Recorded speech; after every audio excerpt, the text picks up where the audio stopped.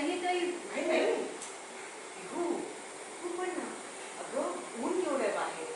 मला असं वाटतं की ऊन लागलं असेल, थोडी डिहायड्रेट झाली असेल बॉडी, म्हणून गरगरल्या. आणि तू सुद्धा भक्त झालीस का त्याची? चिडू नकोस भक्त वगैरे नाही.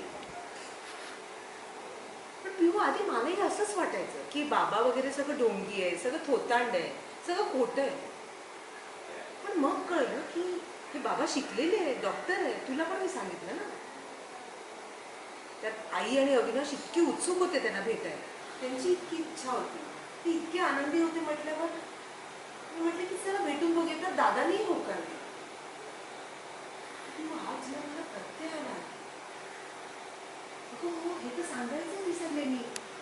पिहू अविनाशला ते टेंडर मिळालंय आणि हे बघ रेवतीला ते स्थळ आलं.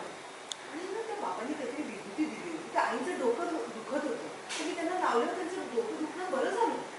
आई असं काही नसतं, हे सगळे कोइन्सिडन्स आहे. हो राजा, तू अगदी बरोबर बोल. हे सगळे कोइन्सिडन्स असू शकतात. आणि तू काही पण मला तर बाबा डोंगी वाटतो. आणि मला हे सगळं अजिबात पटत नाहीये.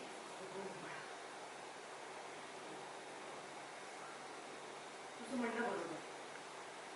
पण एखाद्या व्यक्तीबद्दल जेव्हा आपल्याला काही माहीत नसेल तेव्हा आपण त्याला नाही न जज करू शकत. तुला जेव्हा प्रत्यय येईल तेव्हा तुझा विश्वास बसेल. तू काम करतेस, तू ते येतेस आमच्यासोबत. नाही नाही अजिबात नाही. अद्भुत झाली एकदा. म्हणजे समजा तू तिकडे आलीस, ते वातावरण बघितलंस, कदाचित त्यांच्याशी बोलायला मिळालं तुला, तर तू त्यांना भेटलीस तर मी तुझं थिंकिंग करतो. ये ना प्लीज. हां चार्ज काय करू? तिथे गेली तर मला कळेल काय घडतंय काय नाही आहे, काय व्यवस्था आहे. Block slow charge. हां मी तिथे जाते आणि बघते काय होईल ते.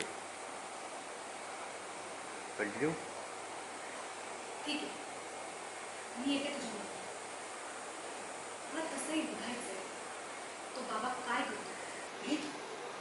ते बाब ते बाब बरं झालं तू येतेस. हे आताच सांगा.